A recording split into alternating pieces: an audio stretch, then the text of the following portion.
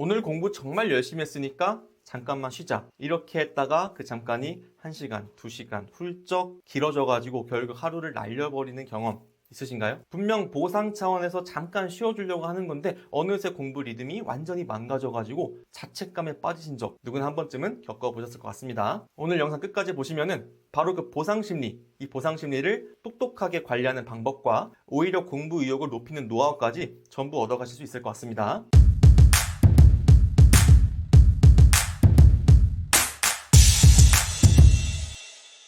자, 열심히 공부하다 보면은 이 정도면 잠깐 쉬어도 되지 않을까라는 생각이 들기 마련입니다. 그리고 그 잠깐의 휴식으로 유튜브나 SNS를 열었다가 어느새 30분, 1시간, 2시간 이렇게 훌쩍 지나가 버린 경험 정말 많으실 텐데요. 자, 적절한 휴식은 당연히 필요한데 더 큰 문제는요, 이러한 지나친 휴식 뒤에 찾아오는 자책감입니다.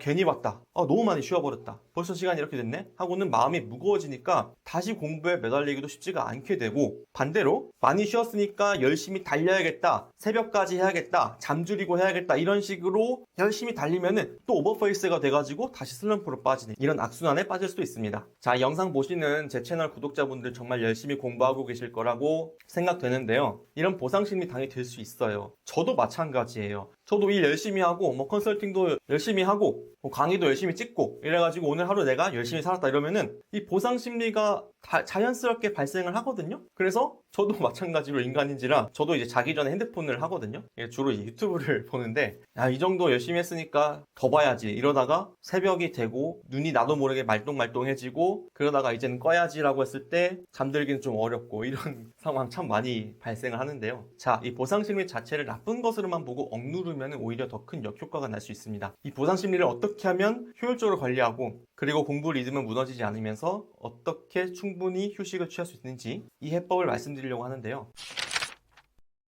자, 일단은 아시다시피 휴식 반드시 필요합니다. 우리 몸과 뇌에게도 적절한 휴식과 멈춤, 재충전 이런 것들이 필요합니다. 일정한 시간 집중 후에 잠깐의 달콤한 휴식을 취하면 오히려 공부에 집중하기가 더 쉬워지겠죠. 자, 그렇기 때문에 이 보상심리를 우리는 철저하고 똑똑하게 관리를 해야 되는데 먼저 말씀드리고 싶은 방법 중에 하나는 내가 지치기 전에 미리 쉬어주는 겁니다. 공부를 쭉 하다가 어느 정도 임계점을 넘겨버리면은 조금 회복 불가능하다고 될까? 그러니까 어느 임계점을 넘겨버리면은 공부는 열심히 했지만은 그 뒤에 쉬는 시간이 훨씬 더 많이 필요할 수도 있어요. 그렇기 때문에 지치기 전에 내가 미리 쉬어주는 거예요. 선제적으로. 예를 들면은 15분 정도 집중해서 공부를 한 다음에 1, 2분 정도 가벼운 스트레칭을 하거나 그냥 눈을 잠깐 감고 뇌를 리셋하거나 이렇게 짧고 자주 쉬는 사이클을 만들어주면은 다시 공부를 시작할 때 그렇게 부담도 없고 머리도 맑아지기 때문에 훨씬 집중하기가 쉬워집니다.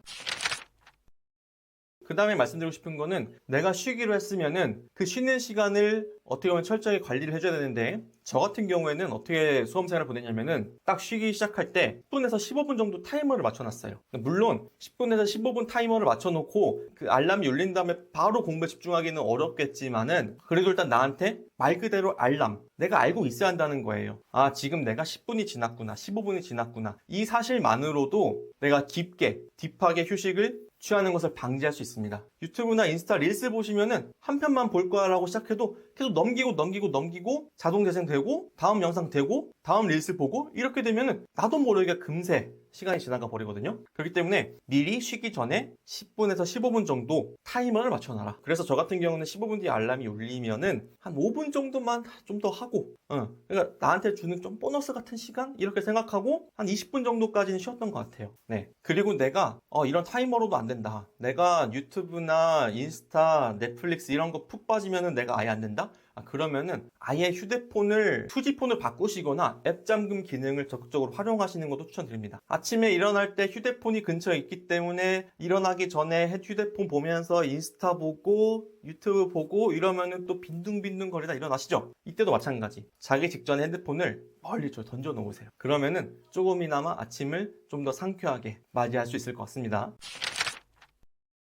자, 그 다음으로 말씀드리고 싶은 거는 이 보상심리를 아예 억누르는 것이 아니라 적극적으로 활용해 줄 수가 있는데요. 계속 참기만 하면은 어느 순간 폭발하듯이 그냥 쉬어버리거나 폭식이나 폭음. 그러니까 다이어트가 굉장히 힘들잖아요. 다이어트가 왜 힘들어요? 참고 억누르다가 폭식하면 또 다 허사로 돼버리고 이렇게 되잖아요. 그렇기 때문에 차라리 보상 심리를 적극적으로 활용하시는 것이 더 현명할 수 있습니다. 자, 예를 들어서 내가 문제집 한 단원을 끝내면은 내가 좋아하는 디저트를 먹겠다라던가, 내가 1시간 집중을 하면은 15분 동안 유튜브 내가 보고 싶었던 영상 한두 편을 보겠다, 이런 식으로 구체적인 조건을 거는 거예요. 목표를 분명하게 세운 다음에 목표를 달성했을 때에만 짧은 보상을 준다는 거예요. 억누르고 절제하고 억제하는 것이 아니라 적당한 보상을 해준다는 거예요, 나한테. 단 이때 중요한 거, 매우 구체적인 목표 달성, 그리고 매우 구체적인 보상. 그 보상은 적절하게 짧은 정도로만. 이렇게 규칙을 미리 세우고 나한테 보상을 준다면은 오히려 지속적으로 꾸준하게 공부할 수 있는 힘을 제공해 줄 수 있습니다.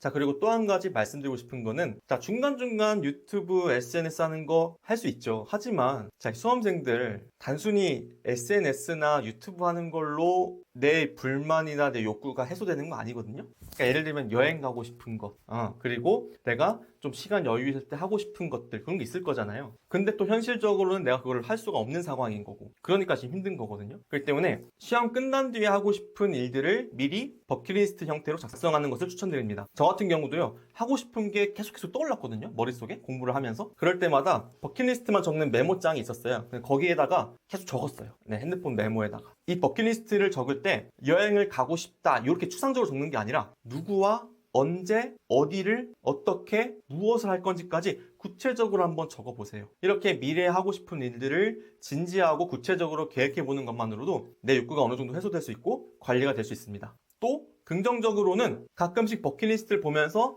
시험 끝나면 이걸 꼭 해봐야지라고 자극을 받고 동기부여가 돼서 더 열심히 공부할 수 있는 그런 긍정적인 효과도 기대해 볼 수 있습니다. 결국 이 모든 방법들의 핵심은 집중과 휴식의 균형을 잘 잡고 그 과정에서 보상 심리를 적절하게 활용하는 것입니다. 무작정 시간을 많이 투자하기만 하면 금방 지치고, 무작정 쉬기만 하면 당연히 공부도 다시 하기 싫어지고 진도도 밀리고. 그렇기 때문에 중요한 거는 짧고 강도 높게 공부한 다음에 짧고 달콤하게 쉬는 것이고, 때로는 작은 보상을 통해서 내 의욕과 동기를 북돋는 과정을 반복해 나간다는 겁니다. 이런 사이클이 자연스럽게 자리 잡게 되면은 공부를 오래 지속할 수 있으면서도 높은 성과를 낼 수 있고, 또 점차 쌓여가는 성취감 덕분에 내가 지금 올바르게 잘 공부하고 있구나라는 자신감까지도 얻을 수 있습니다. 그래서 이 보상 심리를 적절하게 활용한다면은 수험 생활을 완주할 수 있는 강력한 원동력이 될 수 있습니다. 그래서 이 영상이 여러분들이 꾸준하게 공부하는 데 있어서 도움이 됐으면 정말 좋겠고요. 이번에 리뉴얼한 미친요일 공부법 책, 그리고 여러분들과 직접적으로 만날 수 있는 튜토리얼 공부법 프로그램들 다양하게 운영 중에 있으니까요. 관심 있으신 분들은 고정 댓글이나 영상 더보기, 영상 설명 참고해 주시면 감사하겠습니다. 꾸준히 성장하셔서 합격의 길로 올바르게 나아가기를 늘 응원하겠습니다. 이상 손민규 변리사였습니다. 감사합니다.